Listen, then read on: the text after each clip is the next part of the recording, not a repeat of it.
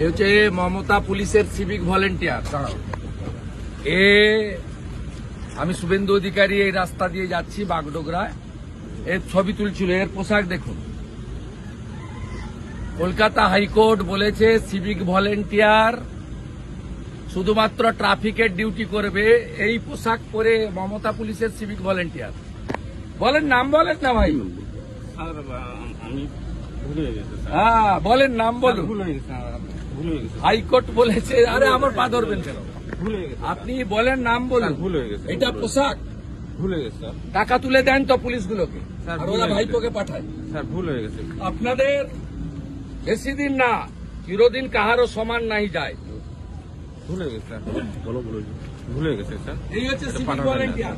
মাল তোলো, আমি আর আইসির কাছে জমা করো, ভুল হয়ে গেছে। আর ভাইপোর কাছে পাঠাও।